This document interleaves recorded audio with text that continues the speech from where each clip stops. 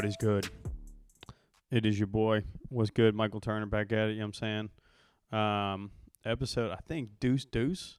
We made it all the way to Emmett Smith numbers. I just wanted to get this thing rolling, so I'm happy to be climbing up the numbers rank on that like that.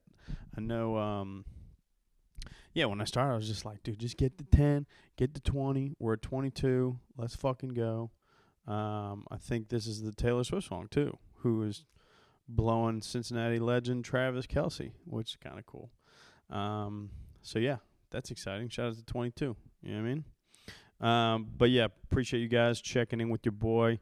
It's been I also appreciate everybody rolling with me last week. Not in a good headspace. Not my best headspace. You see me now a little bit more energized, a little bit more jacked up, excited to be here. Things are going my way. If you don't know, the Cincinnati Bengals won a football game this week. I'm recording this on Tuesday. It happened literally about 24 hours ago. The anxiety level was through the roof for your boy. I don't know how to describe it. It was also the first year that I've you know what's funny is I actually always have things going on that are like way too committed to the team, and when it goes bad, it's always just egg on my face type of deal. Like most years, I've been doing sending Bengal Tiger pictures to the opposing team's fan base. Classic me, unsolicited Tiger pictures. Some of those years, we weren't that great. You know what I mean? But I just kept it going. I stayed consistent. I stayed the course. I've also done that. I did it last year, and we started 0-2. That could have gone real bad, but it didn't. We went all the way to the AFC Championship. Not ideal to lose in the AFC Championship, but at least I didn't look like an idiot all year, sending Tiger pictures while my team sucked. You know what I mean? And this year, the Bengals started 0-2. And, we won a game. 1-2 is not where we wanted to be, but 0-3, I don't know if you've ever seen Man on Fire when Denzel Washington's alone in that room drinking Jack Daniels and he puts a bullet in that 9mm and pulls the trigger. Spoiler alert, trigger doesn't go. Bullet's kind of fucked up. He ends up living, and that's the thing that kind of sparks him to save this white girl. But all I'm saying is, I was at a low point. Okay? It was not great. So, also, do you see me buttoned up? If you're watching on YouTube, your boy's got a collared shirt on. It's still Puma, though. I want you to know they sent me a bunch of golf stuff, okay? So I got the nicest Puma polos you'll ever see. And they are super comfortable, and they breathe really well. So let's fucking go. Shout out to Puma. Buttoned up, you know what I'm saying? We got a W. I figured I'd come business casual today for you guys. Excited, dude. What a week. What a whirlwind of a week. And I know a lot of people are like, dude, do you invest this much in the Bengals right now? Yeah. I'm on a tour with the Bengals road schedule. You know how much Nashville was about to suck if I go there and we're 0-3? You kidding me? That's fucking tapping into my fucking pockets, okay? I'm losing money because this team's blowing a dick on fucking national TV. Shit would have sucked. So, definitely invested in this football season. Excited for the W. Bengals looked good. Crispy whites looked amazing. They beat the Rams last time I saw them play the Rams. I saw them in person. I was at the fucking game. That shit sucked. At the Super Bowl 2 years ago. Not very chill. But, it was one of those weeks, too, like when I'm definitely somebody that it's sad to me because I'm about to be, I'm 36. I'm a grown-ass man, and I'm still very impacted by the success of, these 27-year-old millionaires. These 53 men hold a lot of stock on my week-to-week energy in the fall. It sometimes is, pathetic, but, I've gotten better at it. I'll say that. I've gotten way better at it. I understand pain. This team is a character builder. I always say that. I actually think that it's something that should be on, if I was a single man, I'd put it on a Tinder profile or Bumble profile. I'd be like, yo, I'm a Bengals fan. And that means I've been through some shit. I've weathered the storm. I'm ready for a tough relationship. I'm ready for the uphill battle that will be your love. I think it's a great thing. I say it I put it on top of a resume. Let people know you're hiring. Oh, what's the hardest thing that I've ever been through? I was born in Cincinnati as a Bengals fan in 1986. That's been the toughest thing that when have you faced adversity? You kidding me? The Marvin Lewis, Andy Dalton era? I've been through a lot of shit.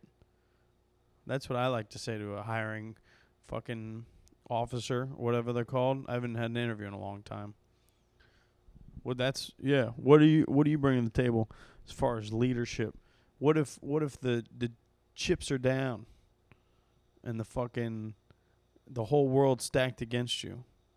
What have you proven in your life that could get you through a situation like that? Well, I rooted for a team that went 2-14, and I had optimism the next year. Okay, you fucking kidding me? I remember thinking Kejana Carter was the future.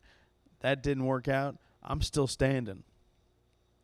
You want to know what I've been through? Jeff Blake and Carl Pickens. That's what I've been through. Darnay Scott. You know what I mean? Those were high points of my life. That was the ceiling of my youth. I think they went 8-8 one of those years. That was big time. Big time. So I had to literally root for John Kitna to lead us to the promised land for 2 years in a row.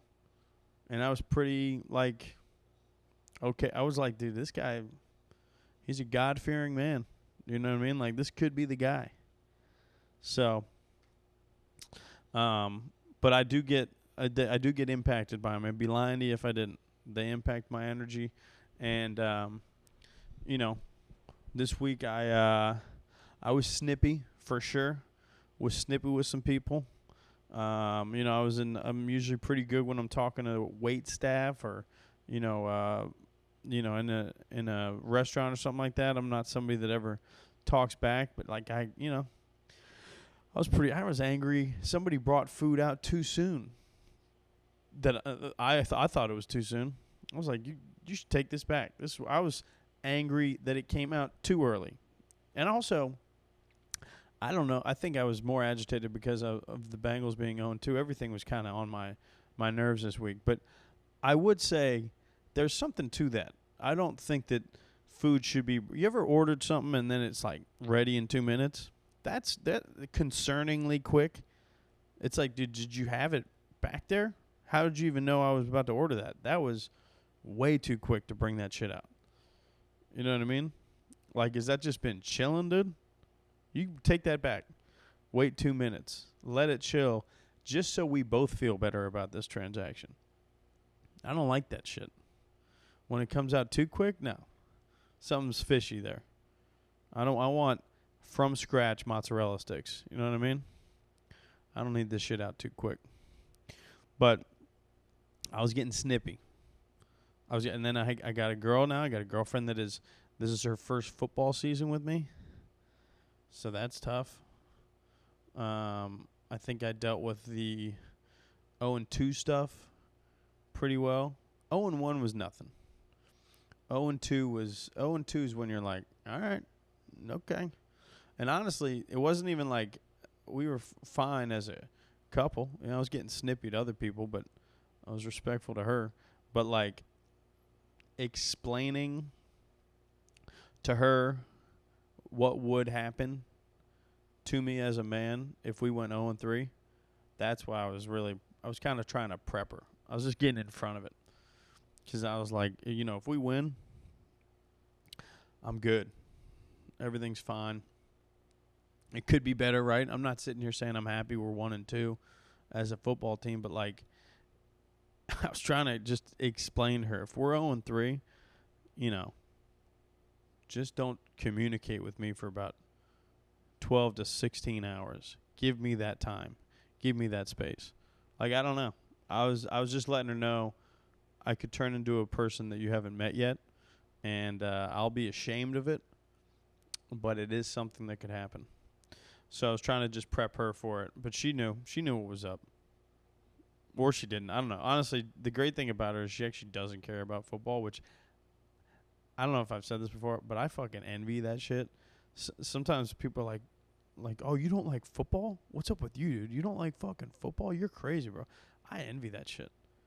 Imagine having all of your Sundays all year. Sunday's the best day of the year. And then there's 4 months out of the year where it's like, dude, I'm locked in this Sunday.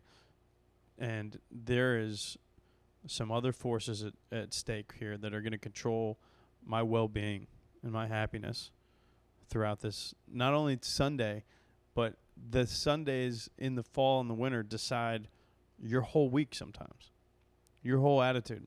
It's crazy. I am not having any, like, stakes in this. What the fuck am I doing? I'm too deep in now. Can't fucking do it. So, and speaking of good Sundays too, I will say underrated during the football season is the best thing about having Monday Night Football is having a Sunday where you can just watch football and not care at all about anything going on. Like, obviously, like, I'm kind of rooting against, like, some teams that I hate, right? Like, I don't want to see the Steelers win or the Ravens and shit like that or the Browns. Like, I don't want to root for these teams to succeed. But, like, I don't give a fuck either way because I just want the Bengals to win on Monday. So Sunday's nice. I got to just chill. I woke up. I illegally streamed the Red Zone, as I do. Real ones know. I'm not dropping whatever the fuck YouTube TV's talking about. Shit. Meanwhile, I just said this on YouTube. They're probably going to be coming at me. My bad. Whoever's watching on YouTube, the AI, the fucking robots that are taking my words and picking them apart. Oops a doodly. I should just be plugging y'all because I'm on your platform sometimes with videos. My bad. I don't do none of that. But if you want to slide in my DMs and get a link, holler at your boy. I know what the fuck you got to do. But out here, I plug in. I got a setup where I plug the HDMI in from the computer to the TV screen. We're fucking cooking, dude. It's great. Post up on the couch. I try not to move for as long as I can. Physically, do not move for as long as I can.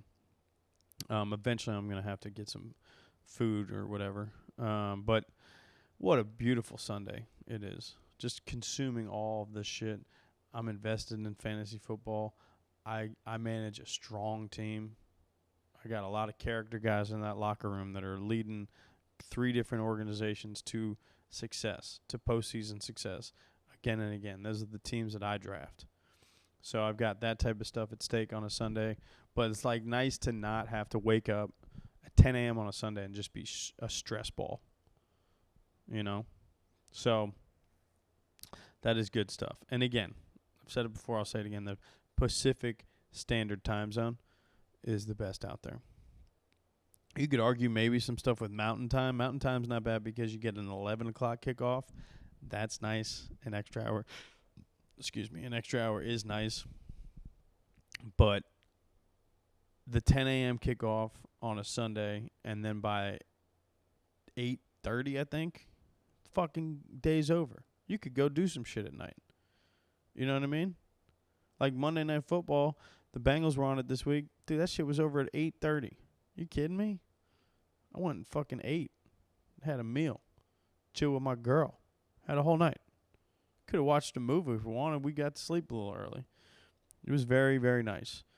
Very relaxing. So Monday Night Football, my favorite thing about my team having primetime Monday Night Football is that. And also it's funny because the Bengals get it a lot now. I think we have another game later this year that I'll be at in Jacksonville. It's a road game. But that Sunday will be very relaxing. Very chill. And then, it's just a nice situation. Just a nice situation. But 20-something years of my life, the Bengals never had a fucking Monday night game. So this is all new to me, too. Just got these things recently. But, yeah, Monday night was big. The team looked good. The defense was eating. That was my favorite thing. Going into the game, is Joe Burrow going to be healthy? Is he not? That was also adding to my stress the whole week. Like, if I just knew going into it Joe Burrow was healthy, I know he's not going 0-3. I know my guy is not doing that shit. All week you see one thing, it's like, dude, like the biggest thing I saw all week was him walking up a elevated hill. I was like, let's fucking go, dude. And at that point when I saw that, I was like, this guy's playing. But there's reports that he might be out for a month or whatever like that. This guy's a champion. I don't want our quarterback to be fucking hurting all year, but like, dude, I don't know. Calf seems pretty. Honestly, it's funny when you really think about it. Calf seems super important. I've actually never had a bad calf. I've also like never had a broken bone or anything like that. And I'm out here like, dude, fucking muscle through. But like, also I watch like somebody get nicked on the offensive line. I'll be like, dude, if somebody hit me like that, I'd retire forever. So it's very funny from the couch being like, dude, fucking lock in, dude. Sacrifice your life for this shit. A dude died on the field last year. Won't you fucking, you know what I mean? Level up, dude. Sacrifice your life for this football game that we love. Joe? No, I'm kidding. He's the calf. The calf is easy. You know? I think. I don't know. Again, I know nothing about the pain that he's going through. But all week I was just stressed, and I wish somebody would have just told me that he was going to start because I could have slept better, lost out on some Z's. I mean, I know you got a bad calf. I got some bad REM cycle this week. You know what I mean? Had some pretty tough dreams because I didn't know what was going on. Some fright nights. So the game started, and it was as stressful as it could be. That's the other thing that the Bengals always do. There's never a game like we're 0-2, whatever like that. You're like, all right, let's go out and fucking whoop some ass. Wouldn't that be great if we just like fucking stomped somebody? They never do that. It's the grimiest game ever. It literally is a game that we've seen a million times.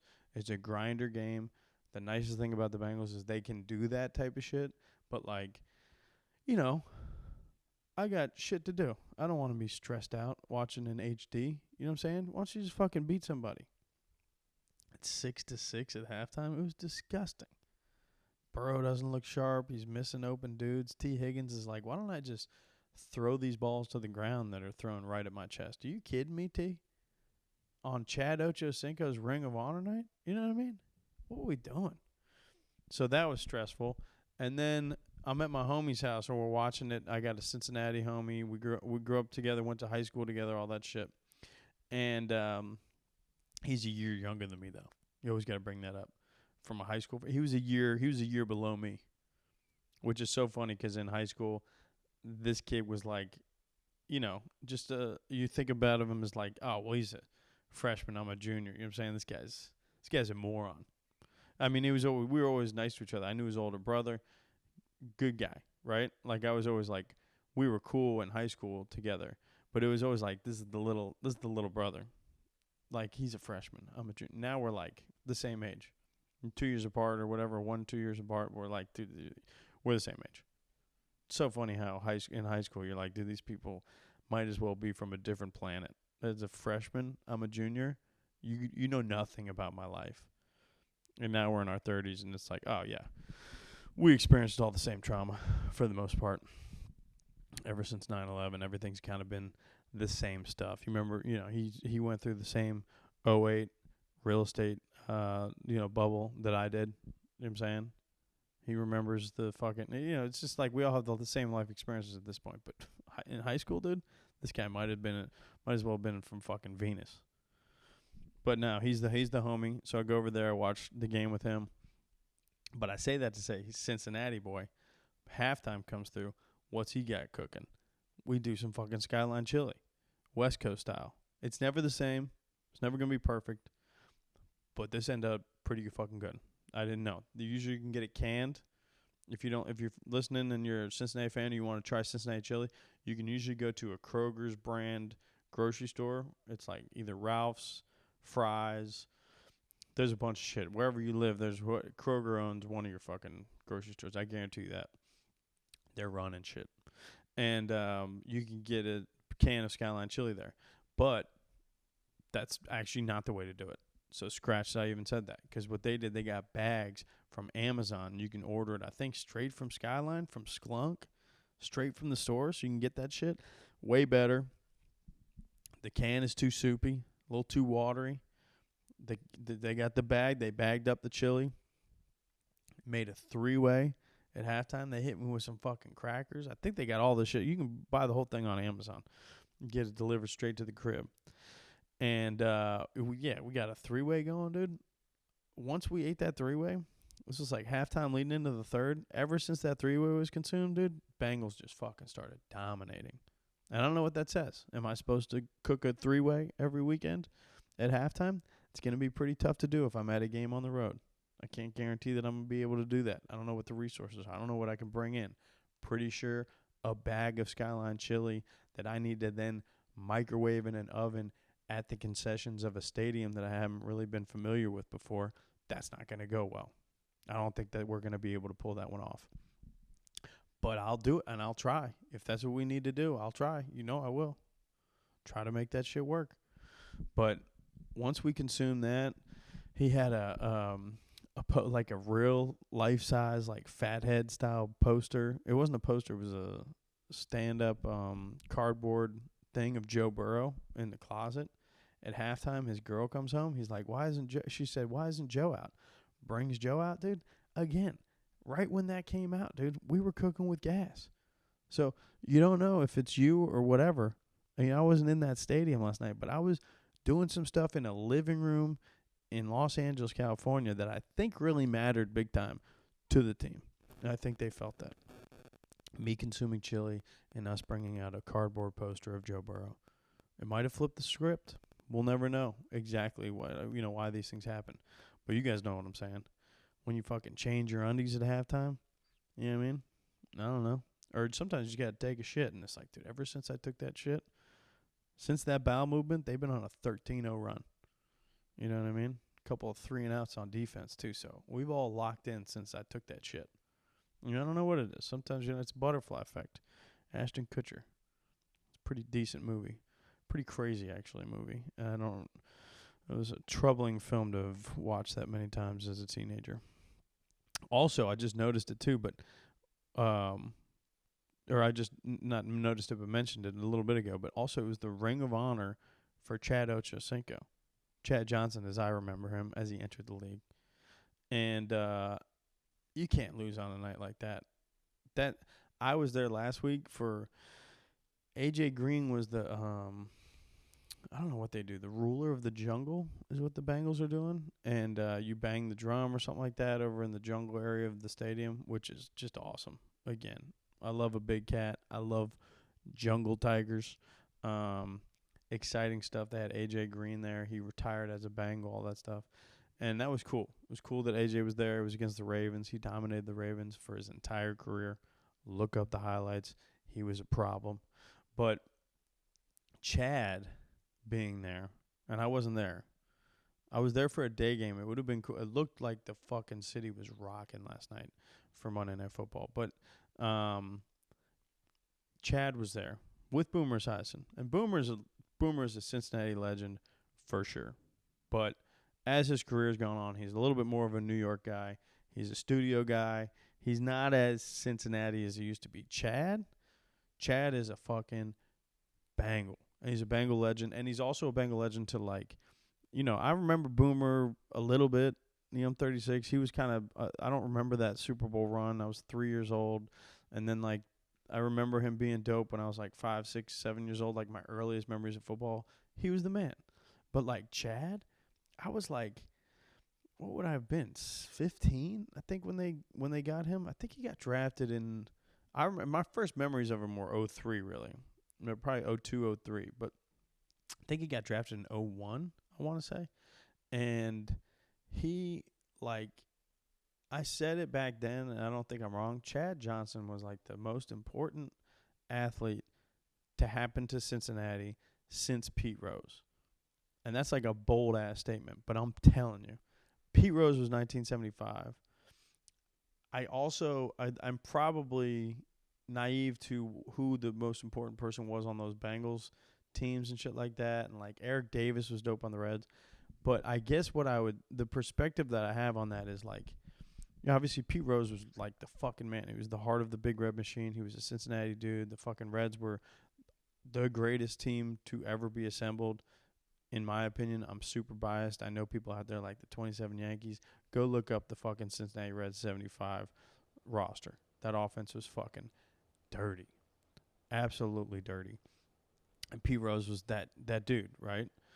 Fucking all I'm saying is like the Reds team in the 90s was like more of a team, right? It was Barry Larkin, it was Eric Davis, it was all these guys. Browning, you got fucking Jose Rijo. You had it was a collective, right? It was a collective of people. The Bengals in 81 was like, Kenny Anderson, shit like that. I don't know anybody that like stood out. Icky Woods was dope as fuck on the 89 one. Like he was doing dances and shit like that. But again, it was a collective. It's a whole team thing. I'm not saying Chad wasn't on a team that was great, but what Chad was an individual that like the city was dead. There was nothing going on. There was no hope in my life for any optimism as a professional sports fan. No, I'm not just. First of all, at this point, I am a professional sports fan, but a fan of professional sports, I should say, in Cincinnati, right? The Reds and the Bengals, because the Bearcats had plenty of people, but like on that level, like when Chad came about, he started talking shit. He was on ESPN all the time. He was like this dude. He was the dopest dude to root for in NFL. Like you really, unless you were a division rival, like I'm sure if you were a Steelers fan, Ravens fan, whatever, you didn't like Chad Johnson. Other than that, you fucking rocked with Chad Johnson. This dude he made a fucking a list of all the cornerbacks, the DBs that he went up against for 16 weeks one of those years, and just checked them all off every week. And you know what? He literally every week talked shit. Every week went and did that shit. He led the AFC in yards like 2 years in a row, 3 years in a row. Like he was a beast, an absolute beast. He was like the dude. Every week he was on ESPN. It changed the way that our team was looked at, right? Like I know like the 90s Reds team and like 89 Bengals teams, shit like that. Like the 90s Reds, they won the fucking World Series, but they were underdogs the whole year. They weren't respected. The A's, they weren't supposed to beat the A's and shit like that. The whole team as a collective beat them. That was cool. But like this Bengals team, and I'm not even saying they didn't even go win a fucking Super Bowl or nothing, but that team was nothing for so many years. 13 at that point, when 03 was the first memory of him really popping off. 03, 04, 05, Chad, and then like he dominated for 8 years, something like that. That team was so putrid. I can't describe how bad that shit was. They call it the lost decade, is how bad it was. And Chad gave us a reason to root for the team, but also like the city had somebody to be proud of, and he repped the city hard. He never embarrassed me as a Bengal, as a representative of Cincinnati, ever. I fucking love that dude, and it was dope to see him get the Ring of Honor. He's like probably, I think he is. I always think about who my favorite Cincinnati athlete was of my lifetime. It'd be hard to not choose a Bearcat just because those were like some of my happiest memories, like Kenyon or something like that. But I mean, Chad is right there. Chad Johnson, Chad Ochocinco, whatever you call him. Motherfucker changed his name to Ochocinco. You know how crazy that is? And we were like, let's go, dude. I'll buy a jersey again. Joey Votto is definitely on there.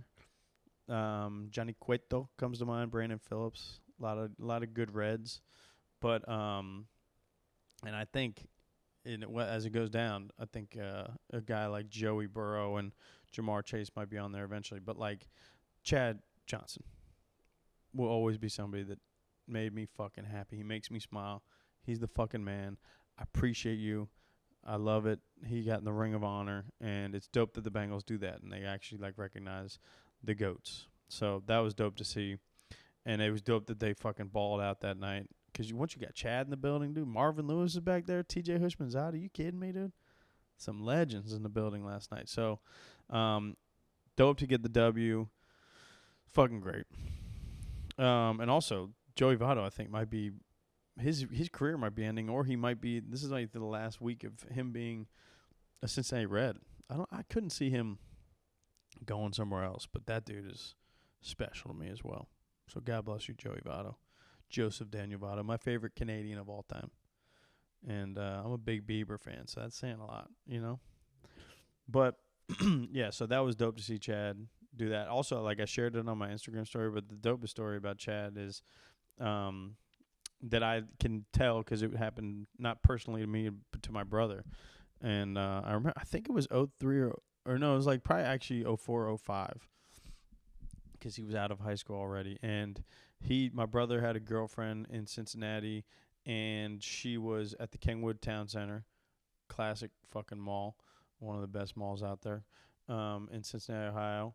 And she was going to get him a Christmas gift. It was around Christmas time or something like that. She's going to get my brother a Christmas gift. Obviously, we're both huge Bengals fans, and she's at the, whatever the sports jersey store is at the time. And she's in there and she's looking for a jersey. She like looks at the Rudy Johnson jersey, who was a beast. Give it to him. I respect Rudy. She's probably looking at a Carson Palmer jersey, shit like that. She's trying to see which one. Deltha O'Neal. You know what I mean?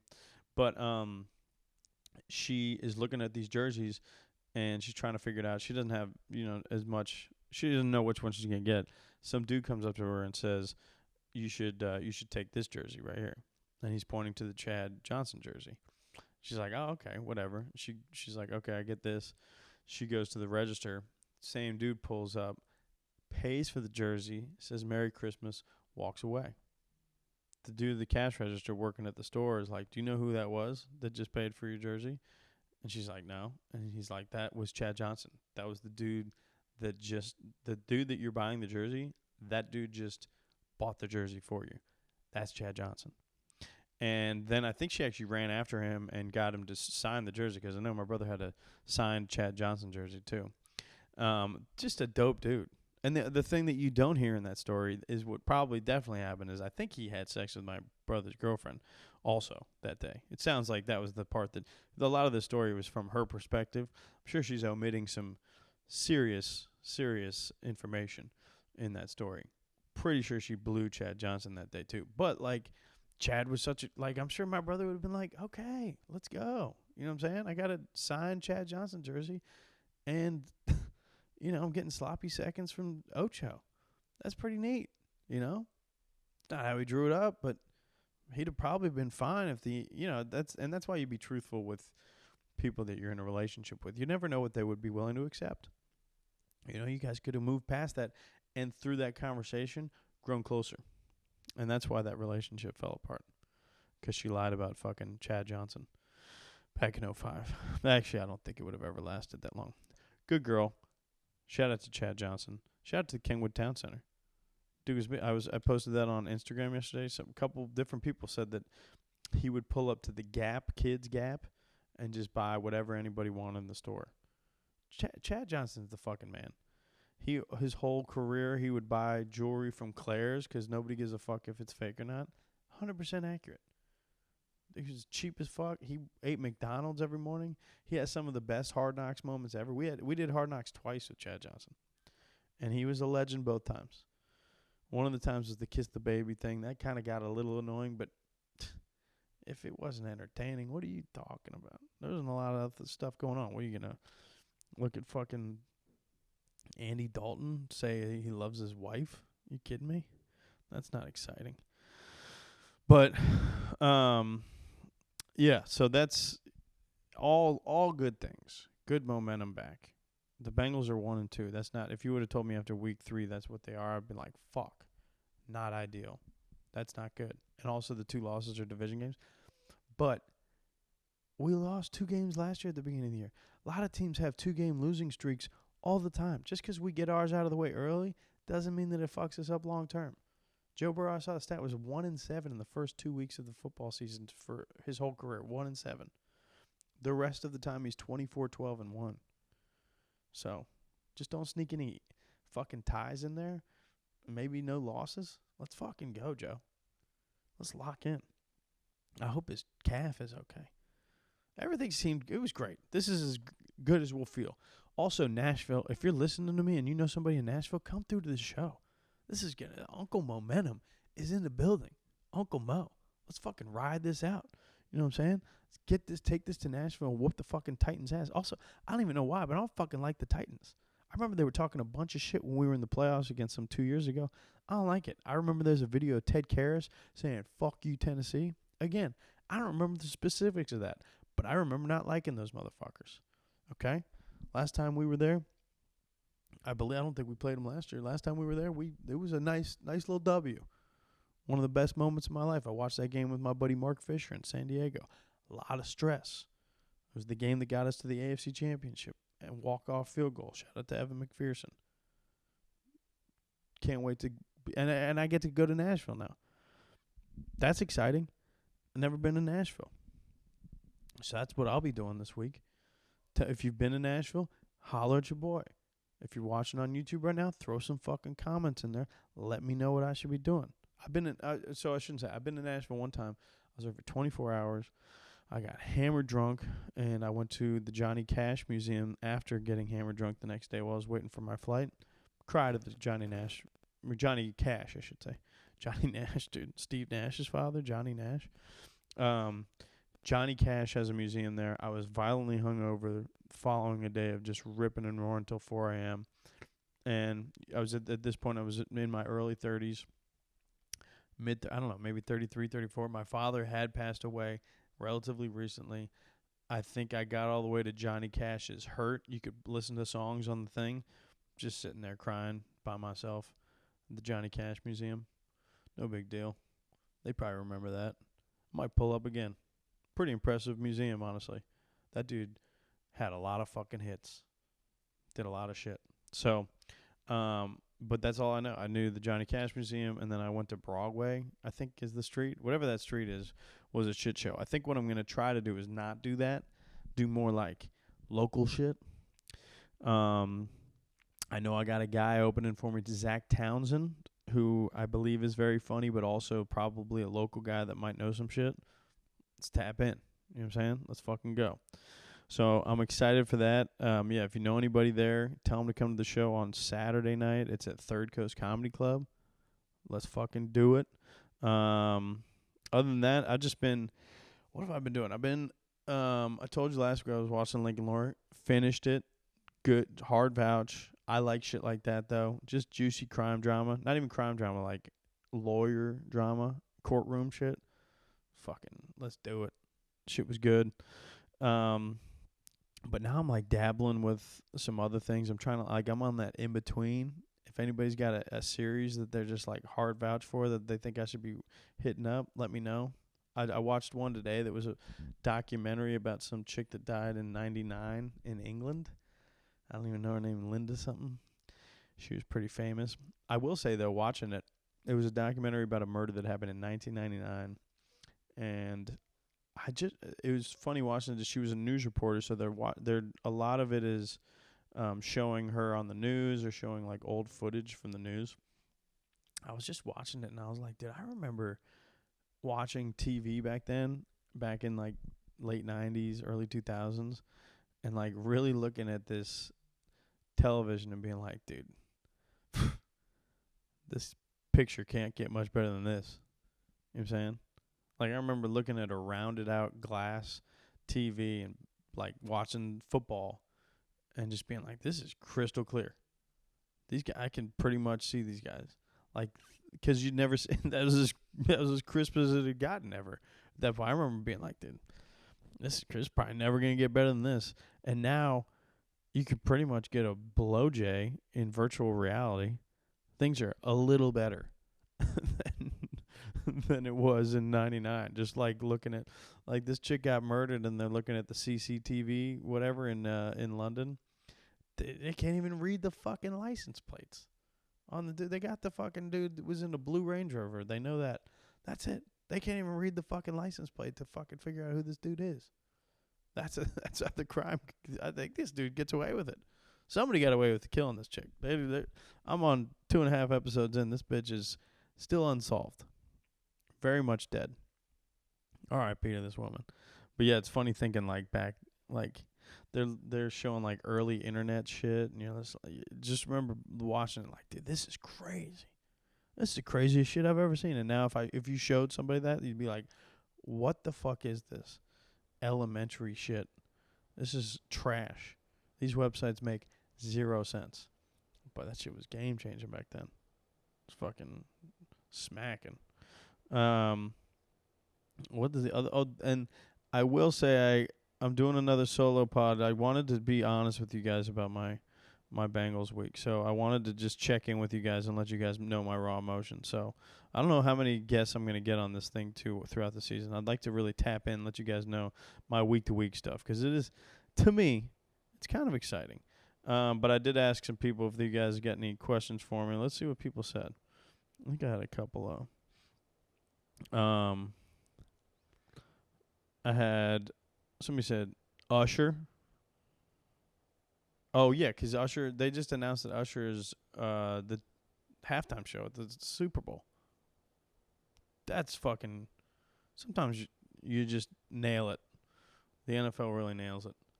Like, you know what's funny is sometimes I don't even think about. I'm like, oh, Usher would be good. I didn't even think that, and then they announced it. I'm like, fucking Usher's gonna be great. You remind me? You kidding me? Also, like, all of us are old enough. We all are watching the Super Bowl. 33-year-olds to 45-year-olds are his target demo. Maybe even up to, like, 50-year-olds. I don't even know. But, like, we're all going to be fucking sitting there watching this fucking thing. And just a lot of us have kids at this point being like, you don't fucking know anything about this motherfucker. You guys, if you've seen my stand-up, I talk shit about anybody that doesn't appreciate Usher at length. This dude was a fucking legend, dude. Fucking legend. He put Confessions Part 2 out and said, you fucking figure out Part 1. You know what I mean? This is going to be great. I hope I've seen videos of him on tour right now. He's doing still a lot of humping, bringing chicks on stage and just humping them. But I hope his dance moves are still smooth. I don't know. He's got to be like 40-something, right? I don't know. I just hope he's smooth on the dance. I wonder what he's going to do. What's he going to open with? Shit like that. I would think you open with You Remind Me. You know what's funny about Usher, too? There's some dance things that he's done recently that are, like, DJ-oriented that I'm not as familiar with that are probably, like, bigger with the youth that he might open with. But I would think if the other question with the Usher thing was, what would he open with? And what is my dream set list? I mean, I just want the hits from the early ones.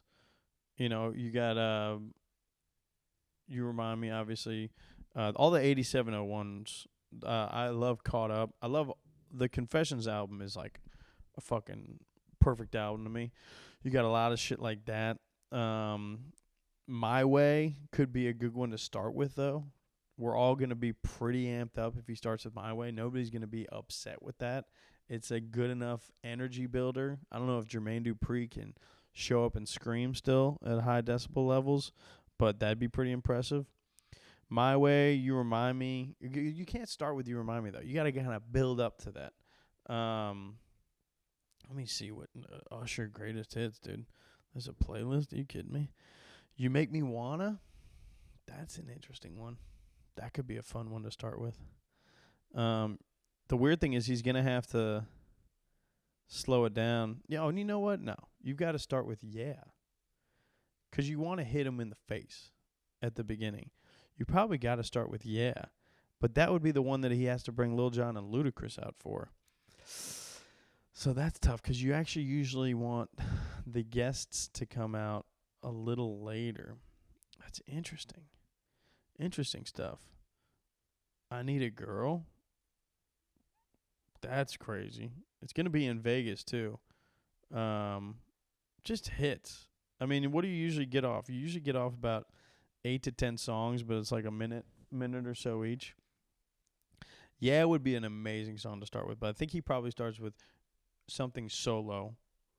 And I would say You Make Me Wanna is probably going to be your move. You build up to Yeah. You get the 8701s. You Remind Me. You Got It Bad. You're going to have to slow down with You Got It Bad. Do you bring Alicia Keys out for My Boo? I don't know. Nice and Slow. Those are you don't have to call is going to fuck people up, too. And it's funny, like, Caught Up isn't even on here, which is nuts. Let Caught Up come on right now. See what the fuck happens. You're going to fucking start moving. If you're in a car right now, pause right now. Go listen to Caught Up. You might not even come back to the podcast. you might not even come back and listen to the last couple minutes of this. You know what I'm saying? And I get that. Wouldn't even be mad. Completely would understand that. So that's amazing. What's this other person said? A dissertation on why Skyline chili isn't really that bad and why it's best on a slinger? He quoted quotation mark slinger. I don't know what the fuck a slinger is. Dissertation on why Skyline chili isn't really that bad. I mean, I just talked about it earlier. I'll eat it out of a bag. A chili out of a bag? I didn't even ever heard of that. But no, Skyline chili is amazing. I've said it before. Do the Skyline chili dip is a nice intro to Skyline chili. Get the Frito scoops. You get it sounds crazy.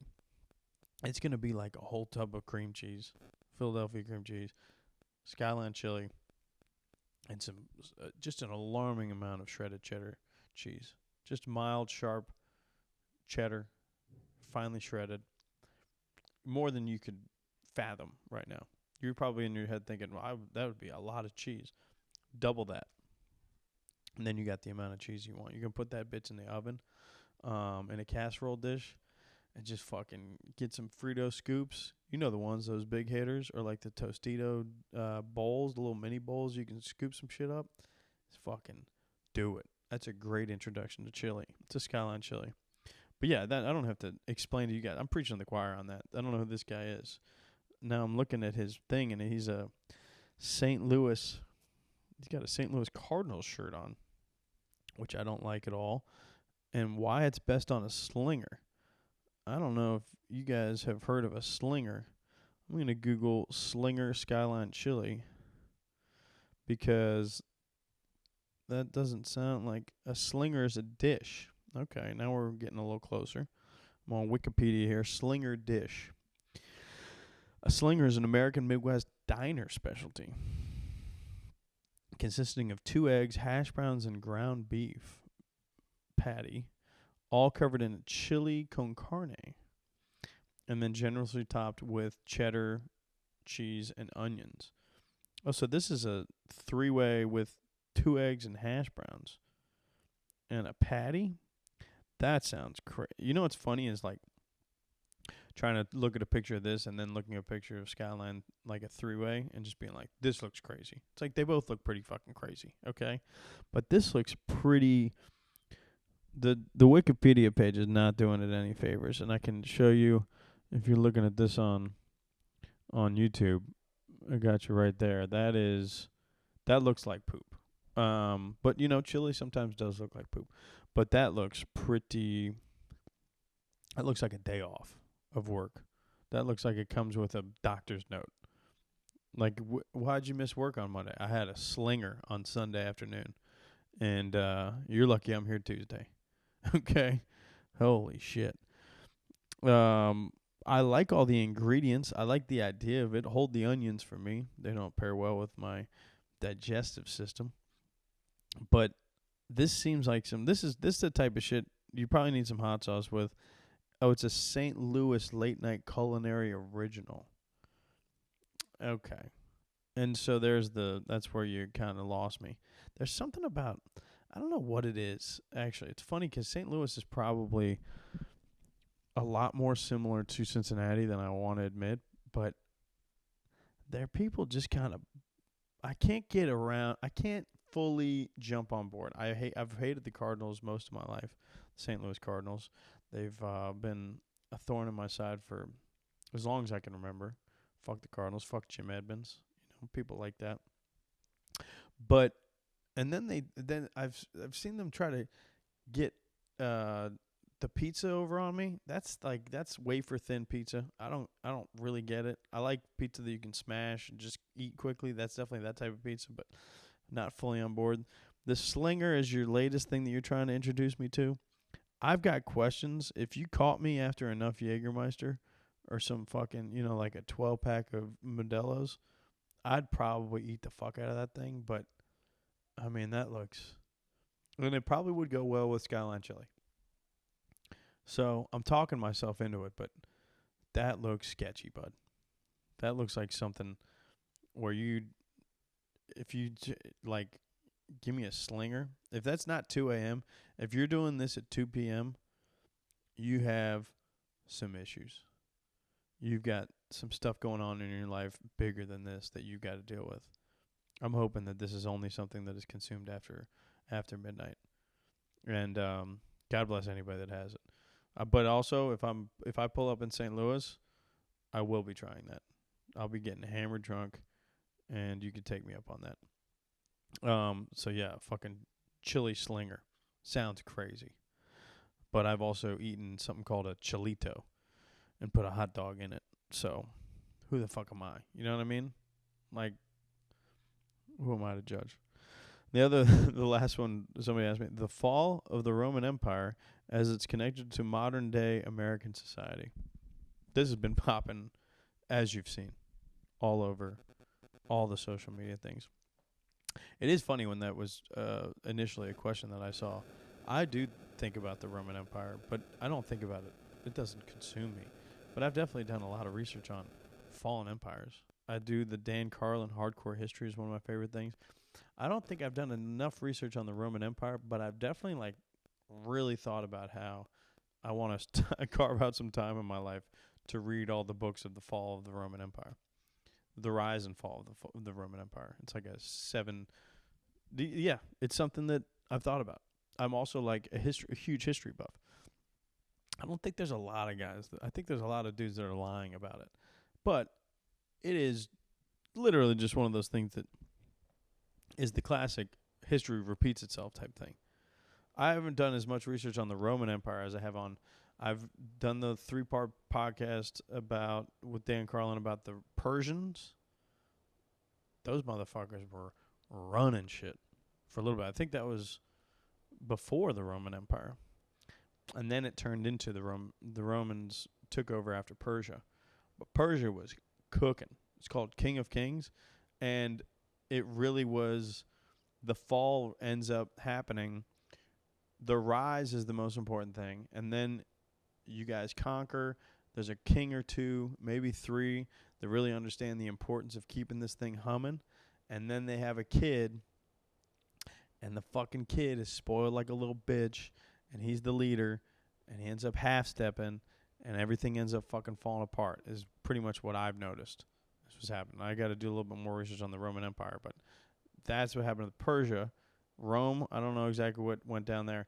I know there's a lot of sodomy, and brothels were pretty popular. Sounds fun. But then the other one that I did an audiobook on during the pandemic was the Mongolian Empire. Shout out to Genghis Khan. That motherfucker was humming too. And it was funny that the fall of the Mongols, Genghis Khan, the rise is always the exciting part. They fucking take over most of the fucking world. They could have, if they had their shit together, they could have fucking taken over all of Europe. They were right on the cusp. They were at Turkey. They were about to fucking do the shit. Genghis dies. They try to figure out who's running it, passes it off to, I want to say his sons end up taking over, and they try to figure out who the main one is, and the one that took over was just a drunk. And he had never had to fight all the way up like Genghis did. He didn't understand the grind to the top. And it's always nepotism. It's always the next one that was a spoiled little bitch that doesn't understand the fucking cutthroat shit that you got to do to keep this fucking thing rolling. All fell apart, dude. Half-stepping. So those are 2 other empires that I think about a lot.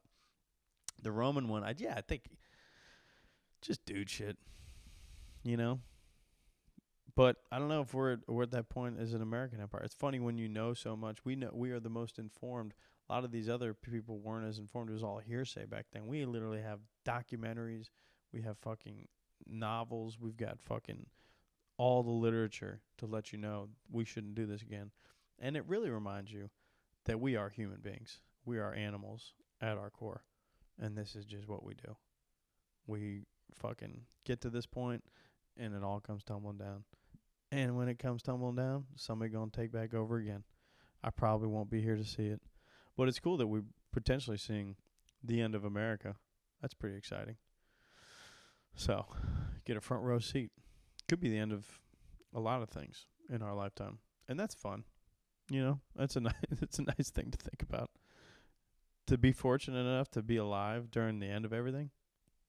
Aliens are pulling up, dude. You know, what if they're just waiting for the right time to just fucking end this thing? Probably happen real quick. Hopefully the weaponry is good enough and they can just fucking do it like that. God bless you if you do it. Don't let us torture ourselves here. That sounds horrible. But you know, shout out to the Roman Empire for making everybody question recently if this is the fall of America, and really dive into some great history. I'm a big history guy, so yeah, I've thought about it for sure. But yeah, that's all I have for you this week, guys. Shout out to the Roman Empire. Shout out to everybody that's been rocking with me on this tour. A couple of viral videos recently, guys. We're kind of humming. If you fuck with these videos on Instagram, all I would say, just share them. Share them with a couple people. Comment on them. Double tap that shit at the very least. Let's get these things moving. One of them went viral. One of the Bengals ones went pretty viral on Instagram. Let's go. I've had 2 things on TikTok go crazy viral and then been deleted. And they have since given me a strike on TikTok because I tried to put a 9/11 joke up there. As I do. Real ones know. I'll probably put it back up there next year, but frowned upon. It was going crazy viral, and then somebody told them I was a bad person, so fuck that. But if you see me posting this shit, fucking keep supporting. I appreciate all the love. If you know somebody in Nashville, come through to the show. It's at Third Coast Comedy on Saturday. Saturday the 30th, September 30th. On October 7th, I'll be in Phoenix. I know a lot of you guys are in Phoenix rocking with me. Buy tickets for that. That shit'll be pretty. I would hope that we're going to sell that one out. Tickets are moving on that. So Phoenix, October 7th. San Jose in the Bay Area on October 28th. All these ticket links are live on turnercomedy.com. Come through to that on turnercomedy.com. Also, you can get all the Yahmsayin apparel. I've got a shirt. I've got a crew neck sweater for you. I got some dope-ass sweatpants too that are super comfortable. I've been rocking them. They're like jogger sweatpants. And then I got the Road Warrior tour shirt that is very dope. So get one of those, the Road Warrior pint glass, all that stuff. Support me any way you can. I appreciate y'all. I'll see you next week. And fucking hoo-day, baby. Let's fucking go.